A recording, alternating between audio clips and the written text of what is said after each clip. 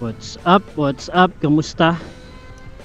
Kamusta guys? Long time no vlog. Siguro nagtataka kayo kung bakit ako naka-giorno. Dahil ay yung Aerox po natin na version 3 ay naibenta na po natin. Neto lang. So, okay lang dahil napalitan naman ng bagong Honda Giorno Plus. Actually guys, bago ako bumili ng Giorno noon, ilang last year, Giorno rin yung Aerox pala, sorry. Bago ako bumili ng Aerox, Giorno rin yung isa sa mga choice ko. Kaso nung mga time na yun, sobrang hirap bumili ng Giorno. Until now, sobrang hirap pa rin. Pero luckily, after kong mabenta ng Aerox sa ilang linggong paghahanap, sa wakas, nakahanap po ako dito sa Taguig. Napakalayo. Biruin nyo from Cavite. Dito pa ako nakabili kasi ang istorya dyan kung bakit ayaw nila, kung bakit hindi ako makabili. Kasi yung mga kasa ayaw magbenta ng cash. Gusto nila hulugan. At kung magpapakash man, may mga additional. Syempre wala naman tayong choice. Hindi naman tayo may-aring ng negosyo. At gets ko rin naman kung bakit. Hintay-hintay na lang. And now, after almost 2 weeks na walang motor sa paghahanap, salamat kay Ma'am Chloe ng Motor Trade dito sa may Taguig. Nakabenta po tayo. Shoutout sa inyo. Nakabili po tayo. Shoutout po sa inyo, Motor Trade. Angas. So, anong feeling ng Honda Giorno? Sobrang gaan niya guys kumpara sa mga dati kong motor. NMAX, Aerox. Ito Giorno, 116 kilograms lang to base sa na-research ko. Tapos ang gusto ko dito is syempre bukod sa Honda siya, 4 valves ito. Meaning medyo may lakas siya o malakas. Hindi siya ordinary 125cc na motor gaya ng Click, Mio, mga Fazio, ako lang tama ba ang basa ko doon. Medyo may kagat siya. Unang ano ko pa lang, unang sakay ko pa lang, parang ako naka Aerox naka 155cc na medyo tipid. Mas maliit. Medyo matangkad pa siya kasi medyo mataba yung makapal yung upuan. Pero konting tabas lang to guys, kayang-kaya na. Kayang-kaya ng masakyan na mas maliliit na riders. Kagaya ko, 5'3 ako. So, kaya naman, although tip 2 nga lang ako. Pero sanay naman ako kasi naka NMAX Aerox na rin naman ako. Well anyway, balikan ko kayo maya maya lamang habang hinahanap paandaan pabalik ng Cavite kasi di ako sanay, wala rin akong mapa. Balikan ko kayo guys. Iyon. So nakalabas na tayo ng looban ng Taguig. Balik na tayong Cavite guys. Actually may ibang daan sa bandang Alabang kaso di ko kabisado doon. Dito medyo familiar ako Pero ang first goal muna natin is makapagpagas dahil lumalagitik na tong, hindi ko alam kung gaano katagal na tong yung stock na gas yung nilagay nila. Kaya kailangan nating unang mapagasan si Giorno na lang ipapangalan natin sa kanya. Grabing init ngayon guys no. Iba yung init. Ayun may shell, pwede na to. First gas Giorno. Angas din talaga ng Giorno. Actually dalawang kulay pinagpipilian ko guys, white or green. Pero masyado ng common yung white Saka more on dark colors kasi ako. Kaya yan, ganda. Actually akong bitawan si Aerox pero hindi Giorno ipapalit. Pero kung Giorno pala ipapalit, okay na okay lang. Ganda, classy tignan. Actually matagal ko na rin talagang gusto to at napapalingon ako every time na may makakasabay ako. So yun, Giorno all the way. Let's go. Uwian na, time check 3:05. Oras kaya tayo makakauwi ng Cavite. Dito guys, sanay na naman akong bumiyahe-biyahe kasi Dati pag nagpupunta kami ng misis ko sa BGC, dito kami dumadaan. Nga lang nakakotse. First time kong dumaan dito ng nakamotor. Ngayon hahanapin natin yung daan pabalik ng Cavite gamit ang motor. Medyo nalilito pa ako kasi dito sa part na to ng Boton, dito yung ano, yung left and right button, yung turning left and right button ng ano, Yamaha. Pero dito sa part na to ng Honda, nandito yung busina, nasa magkabaliktad sila. Siguro magagamay ko rin yan. Oh, malakas. Lakas din tong Giorno guys, hindi rin papahuli. Ay pagsabayan din oh. Ang smooth niya. Ang smooth niya oh. Para kang naka e-bike na may tambucho. Tayo sa Parañaque. Tayo dadaan sa may bandang airport road. Dinaanan na natin yun guys eh, nung ano tayo kay Aerox. Nung nagpatabas tayo ng seat, doon tayo dadaan kasi mas kabisado ko yun. Hindi dinaanan kasi ng angkas ko kanina, yung nagangkas kasi ako papunta dyan bandang Alabang, eh, hindi ko kabisado, daming idiguli ko. Ngayon hanap tayo ng daan SM Bikutan. Yan. Actually yung dinadaanan ko ngayon guys, hula-hula lang, wala talaga akong mapa eh. Sana tama, sana tama. Sundan lang natin yung mga motor. Huwag lang tayo maliligaw sa expressway. Goods na tayo doon. Oh, malakas na yung Giorno guys. Ang smooth niya. Hindi mo siya ramdam na 125cc. Saka kung bakit ko rin nagustuhan to, kasi meron tayong gulay board. Ang palengke rin kasi namin tong motor na to. Yung Aerox kasi medyo mahirap siyang pamalengke kasi alam mo yun, yung Aerox kasi ang ganda talaga ng Aerox, pangarap ko yun ng motor. Kaso pambinata yun na motor eh. Ano ba, alam mo yun, ang pogi, parang pang racing lang talaga. Pero kung pang daily use, for example palengke, yung hatid sundo, pumunta lang nandun sa may kanto, may pinamili kang lugaw. Pero mo yun, ang hirap ng Aerox dalhin kasi bukod sa ang hirap park, mabigat, malaki, wala siyang panggulay board na kagaya nito. At syempre pang angkas-angkas din ng bata, lalo na pag igagala mo lang siya dyan sa loob ng subdivision nyo, di ba? Malaking bagay din yung gulay board. Una pa lang naman talaga gusto ko ng mag Giorno bago mag Aerox, kaso napakahirap ng stock nun. Hanggang ngayon nawala na nga ako ng ano eh, kasi tinamad na ako, magkiklik na lang ako kasi yung click meron na dun sa mga kasa sa amin eh. Eto, tsaka ito mas mahal to di hamak sa click, nagdagdag pa ako dito ng konti.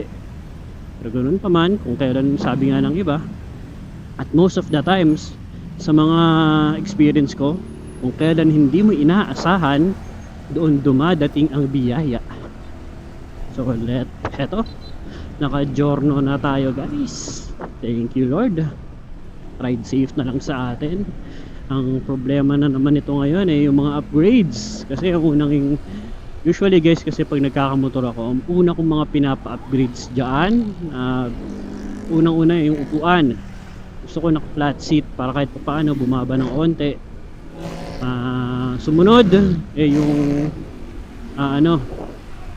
yung shock para hindi masakit sa yag balls. Pero so far naman hindi siya gaanong matagtag. Unlike nung mga Aerox NMAX nung brand new silang nakuha, sakit talaga sa yag balls nun, mararamdaman mo talaga. Pero eto okay, hindi siya masyadong mabigat, ang responsive ng play. Ewan, feeling ko hindi muna ako mag-upgrade ng shocks dito. Ipa-priority ko yung upuan, magpatabas. So sa susunod siguro na upload guys, hanapan natin ng magandang seat nito. Tabas lang ako, ayoko na bumili ng mga flat seat kasi mahal. At the same time, saan ko naman itatago itong stock seat, diba? Kaya tabas-tabas na lang. So yan, andito pa rin tayo sa daang hindi ko alam Pero huling tingin ko sa mapa guys, Parañaque na to. At papunta na tayong C5 road. Kailangan ko lang kumanan sa isang crossing na may McDo. Tapos diretso na yun papuntang airport road pa C5. Pero bago yun, hanap po na tayo ng makakainan guys. Nagugutom na ako, nandalambot na ako. Huling kain ko kanina pang breakfast. Nagtubig lang ako, excited kasing bumiyahe. Di pa nakakapag lunch. Pero anyway, kung nanonood ka hanggang ngayon, salamat dahil nandyan ka. Sipagan natin dito sa motovlogging channel natin para maangas. Bago tayong i-vlog na motor, naninibago ako sa upuan na guys. Kasi sa Aerox, kapag umaatras ako, may stopper yun eh. Diba naka-racing seat yun? Dito wala. Pero makakasanayan din naman natin yan. Napansin ko dito sa Giorno guys, ang responsive ng throttle nya. Konting piga mo lang, arangkada ka agad. Para sa 125cc, kagaya ng sabi ko kanina, isuntok din talaga siya. Okay na okay. Dito pa rin tayo sa daan na hindi ko alam kung anong daan to. Sana tama. Gabi, nakakagutom yung mga tusok-tusok. Sarap. Gusto ko kumain sa parang karinderya eh. Kaya kahit pares-pares. Wala pa tayong maispatan eh. Gutom na ako, nanginginig na ako sa gutom. Excited na rin ako makauwi kasi gusto ko ipakita to sa anak ko. Yan pa siya. Giorno. Pag sinasabi ko kasing Giorno guys, nabibigkas ng anak ko yun. Sabi niya, Giorno. Kaya gusto ko talagang bilhin din tong Giorno. Well anyway, kakakanan lang natin. Dire-diretso na lang to. Tapos diretso na to doon sa may airport road. Kung tama ako ha, kung tama yung mapa ko. Diretso lang tayo guys. And kailangan nating humanap ng makakainan dahil nanginginig na ako sa Tom Goods. At yun, babalikan ko na lang kayo ulit maya maya. So nandito na tayo sa airport road guys. Mukhang hindi ako naligaw, salamat sa Diyos. Pero hindi pa rin tayo nakakahanap ng makakainan. At ngayon may kailangan pa tayong gawin bukod sa kumain. Yun ay ang umihi. Kailangan na rin umihi guys. Umihi na ako. Siguro doon na din tayo ihi pag nakahanap na tayo ng makakainan. So far dito sa Giorno guys, na-enjoy ko. Ang gaan na lang dalhin. Yung alam mo yung tipong magaan na hindi siya magaan. Kasi may mga scooters na unlike yan, kagaya ng Beat. Nasakyan ko na yun, nakapag-drive na ako yan. Pag sakay-sakay ko yan, alam mo yung feeling na ramdam mo yung hangin. Ito hindi. Kasi siguro sa pagkakaadam ko, yung mga Honda Beats o mga 110cc's, siguro mga nasa 90 to 100 kilograms yung bigat. Ito is 116 kilograms yung bigat niya ng overall. Kaya tsaka yung body niya kasi hindi kagaya ng Beat na manipis. Ito kasi medyo mataba yung kaha niya, especially sa likod, sa harap. Kaya kahit medyo malakas yung hangin, kahit may mga nakakasabay akong truck o kaya naman malalaking sasakyanes, hindi ako basta-basta tinatangay ng hangin. Para ka pa rin nakasakay sa 150cc scooter na compact. Okay din. Sobrang sulit ng aking pagpapalit ng motor from Aerox to Giorno. Aray ko. Ayan, dito ko naramdam yung tigas ng suspension. Okay lang din kumpara naman sa stock ng Aerox. Mas okay na to. Ito, alam ko na yung daan na to. Ilang beses na ako nakadaan dito sa daan na ito. Pasukat na to eh. Tama ako, sukat. Parang bypass to yung nadaan eh. Nung nagtatrabaho pa ako sa Mandaluyong, yung nagtatrabaho pa ako, may office kami sa Mandaluyong, at kapag may mga meetings kami, dito ako dumadaan noon. Napaka nostalgic lang din sa akin ng daan na ito. Dami kong sinasabi, pero gutom na ako at ihing-ihi. No, nakakatakot yung truck sa likod, oh. Kaya guys, it's a must na palagi ang tumitingin sa side mirror mo at palagi kang alert. Kailangan lagi mong pinakikinggan yung mga malalakas na ugong, dahil meaning niyan either may truck, may bus na kasunod ka. Tapos yung mga busina nila, buti nga yung driver na to bumubusina eh. Kasi yung ibang mga driver ng truck, ala, karabas lang yan, bahala ka sa buhay mo, sigasaan ka nila. Wala silang pakialam. Ito guys, sa taas ko, ito yung dulo ng LRT eh. Alam ko hanggang Cavite ito tatagos eh, hanggang Bacoor. Tapos may nakita rin ako na hanggang Tagaytay daw yan. Tapos yan naman yan, tagos yan hanggang Bulacan.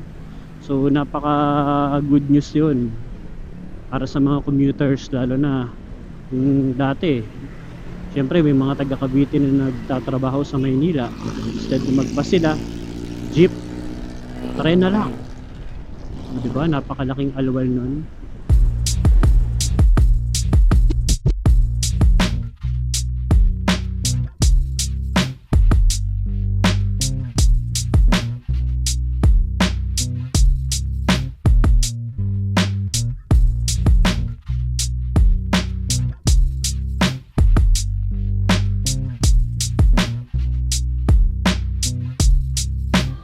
So yun guys, tapos na tayong kumain, nakaihi na rin tayo, wala nang pahipahinga, kailangan na natin umuwi. Ganda talaga ng giorno guys, no? Angas. Well, anyway, uwi na tayo. Isa sa mga nagustuhan ko kay giorno ay yung KD system niya, kasi galing akong NMAX V2 na naka-KD system, tapos nag standard version ako ng Aerox na Disusi, at masasabi ko na malaki talaga ang pinagkaiba ng Disusi tsaka sa di remote, kasi medyo hassle talaga.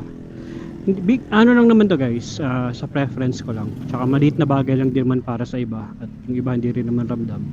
Pero para sa akin na nasanay ng ilang taon sa sa KD system, tapos bigla ka nagbalik sa Disusi, parang hassle, lalo na kapag nasa traffic ka, naka-parking, tapos biglaan, tapos mainit, namamalengke, yung maghahanap ka pa ng susi mo, tapos susuksok mo pa. Unlike kapag naka-switch lang, basta yung susi mo ay nasa sa bulsa mo, nasa bag mo. Yun lang, pipindutin mo lang, pihit, andar. Unlike yung sobrang init, kasi may mga senaryo talaga, alam niyo yan, lalo na sa mga nagbumotor, yung mga senaryo talaga na, for example, ang init-init, umuulan, tapos yung kailangan mo ng biglaang andar, bila makaalis. Siyempre ang hassle, nung ilang segundo na yun eh, medyo mararamdaman mong big deal. So guys, nakapagkain na nga pala ako ulit. Ulitin ko, nakakain na ako at nakaihi. Ngayon nasa Cavite na tayo, bandang Adasma na tayo guys. Imus na pala to, imus na. Kakanan tayo dyan sa may bandang Malagasang, padiretso sa may daang sa open canal, tapos direct na tayo sa pabalik na sa amin yun. Siguro dito ko na muna tatapusin itong video guys, itong vlog na to. Salamat sa pagsama sa akin sa pagkuha ng bago nating motor, si Jornok, ang Honda Giorno na kulay green. Salamat dahil kung nandyan ka pa eh, sinamahan nyo ako pagkuha hanggang pauwi. Pero bago yan guys, siguro napansin nyo, nagpalit tayo ng logo at nagpalit tayo ng pangalan ng channel. From Motopol Adventures ay ginawa ko na lang siyang Pol Adventures, kasi gusto kong i-rebrand ito na hindi lang puro sa moto vlog ang contents natin. Gusto ko rin ipakita sa inyo yung iba kong mga ginagawa sa buhay, mga adventures ko sa buhay, at ilalagay natin yan. Kaya Paul Adventures na lang yan. Kaya tsaka kung napansin nyo, nagpatin tayo ng logo. Yung color green na yan, itinema ko dito sa ating bag na to. Ito na lang guys, salamat sa panonood. Ako po si Paul. Salamat sa pagtangkilik. Click like, share and subscribe dito po sa Paul Adventures.